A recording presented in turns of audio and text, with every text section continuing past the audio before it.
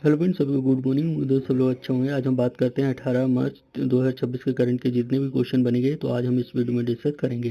बात करते हैं क्वेश्चन बहुत ही ज़्यादा मोस्ट इंपॉर्टेंट होने वाले हैं आपके एग्जाम में। तो बात करते हैं, अगर आप हमारे चैनल पीएससी परीक्षा हमारी पर नए हैं तो प्लीज़ इसको सब्सक्राइब और वीडियो को लाइक के साथ साथ शेयर करना ना भूलिएगा। तो ज़्यादा टाइम ना वेस्ट करते हैं, हम अपने क्वेश्चन की दुनिया में प्रवेश करते हैं।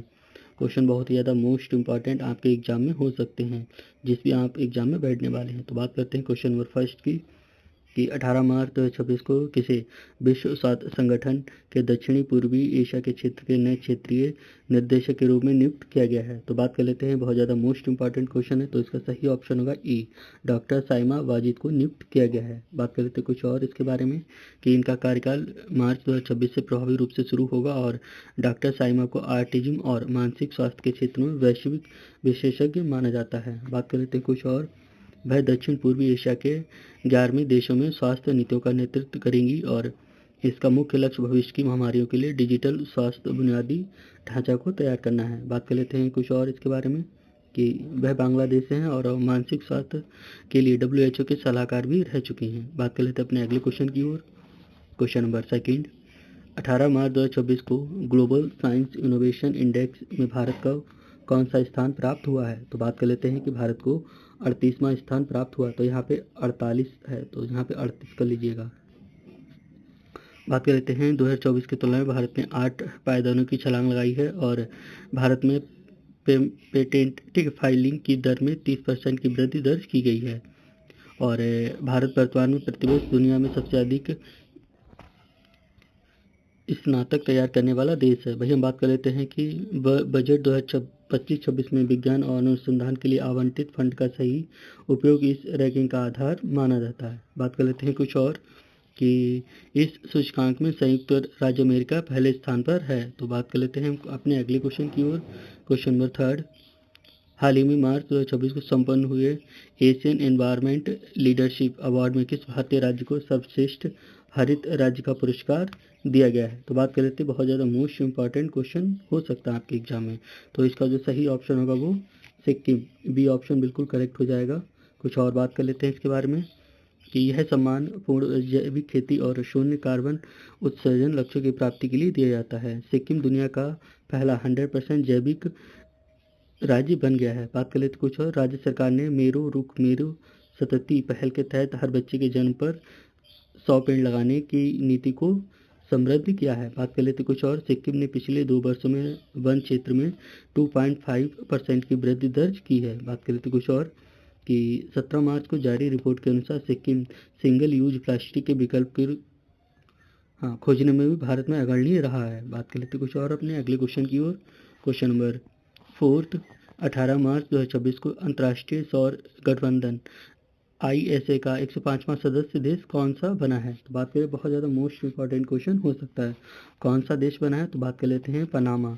तो इसका जो सी ऑप्शन होगा बिल्कुल करेक्ट होगा। कुछ और बात कर लेते हैं कि ISA का मुख्यालय गुरुग्राम भारत में स्थित है और पनामा ने 18 मार्च को नई दिल्ली में औपचारिक रूप से समर्थन के दस्तावेज सौंपे थे। यह लैटिन अमेरिकी देशों में सौर ऊर्जा के विस्तार के लिए एक बड़ा कदम माना जाता है। बात कर लेते कुछ और, ISA का मुख्य उद्देश्य one sun one world one grid के विजन को साकार करना है। तो यह इसकी थीम है। बात कर लेते कुछ और, भारत और फ्रांस ने मिलकर 2015 में इसकी शुरुआत की थी। तो अगर पूछ ले किसने शुरुआत की थी, भारत और फ्रांस ने मिलकर के की थी।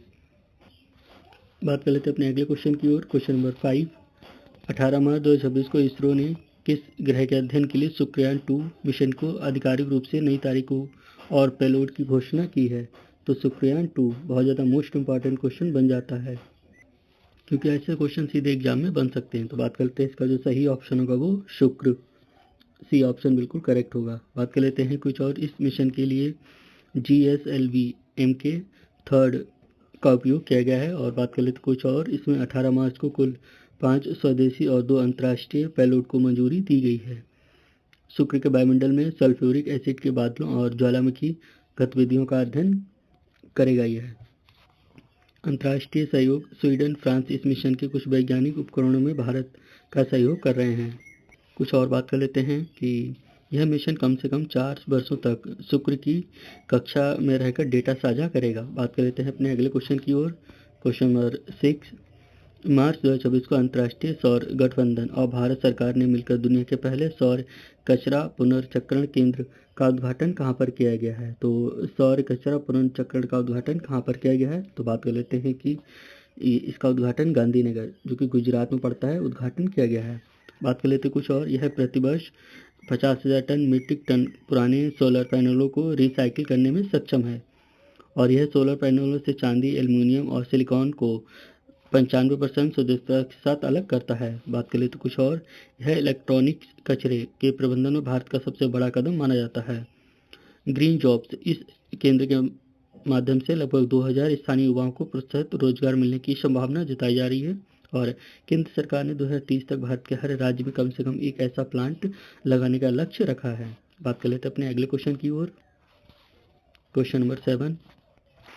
18 मार्च 2024 को सरस्वती सम्मान 2025 सम्मानित किए जाने की घोषणा की गई है। तो किसे की गई है? तो बात करें 2026 सरस्वती सम्मान पुरस्कार किसे मिलने की संभावना है? तो हाँ, इसका जो ऑप्शन होगा ए, शरण कुमार लिम्बाले को। ठीक है, तो डॉक्टर शरण कुमार लिम्बाले। तो बात करें तो कुछ और इनके बारे में। इन्हें उनके मराठी उपन्यास सनातन के लिए यह सम्मान दिया जा रहा है। किसके लिए दिया जा रहा है? सनातन के लिए। और सरस्वती सम्मान में 15 लाख की नगद राशि, एक प्रशस्ति पत्र और एक पट्टिका दी जाती है। बात कर लेते कुछ और। यह सम्मान के बिड़ला फाउंडेशन के द्वारा दिया जा रहा है। यह भारत का सबसे प्रतिष्ठित साहित्यिक पुरस्कार है, जो संविधान की 8वीं अनुसूची की 22 भाषाओं में से किसी एक के लिए दिया जाता है। बात कर लेते कुछ और कि पहला सरस्वती सम्मान 1991 में हरिवंश राय बच्चन को दिया गया था। तो यह भी बहुत ज़्यादा मोस्ट इंपॉर्टेंट क्वेश्चन बन सकता है। बात कर लेते हैं अपने अगले क्वेश्चन की ओर। Question number 8। हाल ही में संपन्न नमन पुरस्कार 2026 समारोह में बीसीसीआई द्वारा किसे वर्ष का सर्वश्रेष्ठ अंतर्राष्ट्रीय क्रिकेटर चुना गया है? तो बात कर लेते हैं कि मोस्ट इंपॉर्टेंट क्वेश्चन बन सकता है, किसे चुना गया है? तो शुभम गिल को दिया गया यह पुरस्कार। बात कर लेते हैं कुछ और। ये ऑप्शन बिल्कुल सही होगा। महिला वर्ग में स्मृति मंधाना को यह पुरस्कार दिया गया। अगर महिला वर्ग में पूछे तो स्मृति मंधाना, पुरुष वर्ग में पूछे नमन पुरस्कार 2026 तो शुभम गिल को दिया गया है। बात कर लेते क्वेश्चन नंबर 9। 18 मार्च को मनाया जा रहा है आयुध निर्माणी दिवस। ऑर्डिनेंस फैक्ट्री डे के अवसर पर रक्षा मंत्रालय ने किस नई स्वदेशी मिसाइल के परीक्षण की घोषणा की है? तो बात कर लेते हैं कि पिनाका, जिसको हम ईआर बोलते हैं। तो बी ऑप्शन बिल्कुल सही होगा। कुछ और बात कर लेते हैं। आयुध निर्माणी दिवस, यह दिन 1801 में कोलकाता के कोशीपुर में भारत की पहली आयुध फैक्ट्री की स्थापना की याद में मनाया जाता है। बात कर लेते हैं अपने अगले क्वेश्चन की ओर। Question number 10। Bharat tribes fest 2026 का आयोजन 18 से 30 मार्च तक किस संस्था द्वारा किया जा रहा है? तो बहुत ही ज़्यादा मोस्ट इंपॉर्टेंट क्वेश्चन बन सकता है। तो किसके द्वारा किया जा रहा है? तो बात कर लेते हैं हम ट्राईफीड। तो ये बी ऑप्शन बिल्कुल सही होगा। कुछ और बात कर लेते हैं। यह महोत्सव जनजातीय कार्य मंत्रालय के सहयोग से आयोजित किया जा रहा है, और इसका उद्देश्य जनजातीय कला, हस्तशिल्प और पारंपरिक व्यंजनों को बढ़ावा देना है। तो इसमें देश भर के जनजातीय कारीगर और अपने उत्पादनों का प्रदर्शन और बिक्री करेंगे। यह आयोजन डिजिटल मार्केटिंग के माध्यम से आदिवासियों की आय बढ़ाने का केंद्र भी माना जा रहा है। ट्राइफेड की स्थापना 1987 में हुई थी, ताकि जनजातीय उत्पादों को सही बाजार मिल सके। बात कर लेते हैं अपने अगले क्वेश्चन की ओर। Question number 11। हाल ही में किस संस्था ने पानी से हाइड्रोजन ईंधन पैदा करने वाला ड्यूल यूज, ठीक है, एमएक्सिन उत्प्रेरक विकसित किया गया है? तो बात कर लेते हैं किसने विकसित किया गया है। तो आईआईटी गुवाहाटी ने। तो इसका सी ऑप्शन बिल्कुल करेक्ट होगा। कुछ और बात कर लेते हैं। यह नया पदार्थ इलेक्ट्रोलिसिस के माध्यम से हाइड्रोजन पैदा करने में सक्षम है, और यह उत्प्रेरक सौर ऊर्जा का उपयोग करके खारी पानी को भी पीने योग्य बना देता है। बात कर लेते हैं कुछ और। इसे भविष्य के स्वस्थ ऊर्जा संसाधनों के लिए एक बड़ी क्रांति माना जा रहा है। हाइड्रोजन को भविष्य का ईंधन कहा जाता है, क्योंकि इसमें शून्य कार्बन उत्सर्जन माना जाता है। और आईआईटी गुवाहाटी का यह शोध सस्टेनेबल एनर्जी के क्षेत्र में भारत की आत्मनिर्भरता को भी मजबूत करेगा। बात कर लेते हैं अपने अगले क्वेश्चन की ओर। Question number 12। 19 से 21 मार्च 2026 तक होने वाली राष्ट्रीय पैरा एथलेटिक्स चैंपियनशिप की मेजबानी कौन सा स्टेडियम करेगा? तो बात कर लेते हैं कि बहुत ज़्यादा मोस्ट इंपॉर्टेंट क्वेश्चन बन सकता है। तो कौन करेगा? तो बात कर लेते हैं कि कलिंगा स्टेडियम, भुवनेश्वर। तो बी ऑप्शन बिल्कुल करेक्ट होगा। बात कर लेते हैं कुछ और। ओडिशा सरकार इस चैंपियनशिप की आधिकारिक मेजबानी करेगी। तो बात कर लेते हैं कुछ और इसके बारे में। इसमें भारत के शीर्ष पैरा एथलेटिक्स विभिन्न ट्रैक और फील्ड स्पर्धाओं में भाग लेंगे। कलिंगा स्टेडियम को भारत के बेहतरीन खेल परिषदों में से एक माना जाता है। इस आयोजन का उद्देश्य दिव्यांग खिलाड़ियों के लिए एक समावेशी खेल वातावरण तैयार करना है। तो भुवनेश्वर को अक्सर भारत की स्पोर्ट्स कैपिटल के रूप में भी जाना जाता है। बात कर लेते हैं अपने अगले क्वेश्चन की ओर। क्वेश्चन नंबर 13, 18 मार्च 2026 को भारत और जापान के बीच द्विपक्षीय शिखर सम्मेलन का आयोजन कहाँ पर किया गया है? तो बात कर लेते हैं द्विपक्षीय शिखर सम्मेलन का आयोजन कहाँ पर किया गया है? तो नई दिल्ली। तो बी ऑप्शन बिल्कुल सही होगा। कुछ और बात कर लेते हैं कि जापानी प्रधानमंत्री अपनी आधिकारिक भारत यात्रा के दौरान नई दिल्ली पहुंचे हैं और इस क्षेत्र में बुलेट ट्रेन परियोजना की प्रगति की भी समीक्षा की जाएगी। बात कर लेते हैं कुछ और। दोनों देश इंडो पैसिफिक क्षेत्र में सुरक्षा सहयोग बढ़ाने पर सहमत हुए हैं। सेमीकंडक्टर निर्माण के लिए एक नई एमओयू पर हस्ताक्षर होने की भी उम्मीद है। भारत जापान में बुनियादी ढांचे के विकास में बड़ा निवेशक माना जाता है। बात कर लेते हैं अपने अगले क्वेश्चन की ओर।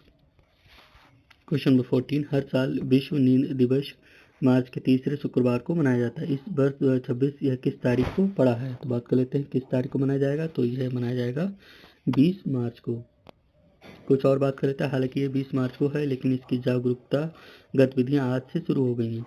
तो इसकी जो थीम थी, स्लीप इक्वाइट्स फॉर ग्लोबल हेल्थ, वैश्विक स्वास्थ्य के लिए नींद की सामान्यता। बात कर लेते हैं कुछ। इसका उद्देश्य अच्छी नींद के फायदे के प्रति लोगों को जागरूक करना है। आधुनिक जीवन शैली में नींद की कमी से होने वाली बीमारियों पर चर्चा की जाएगी। बात कर लेते कुछ और। इसे वर्ल्ड स्लीप सोसाइटी द्वारा आयोजित किया जाता है।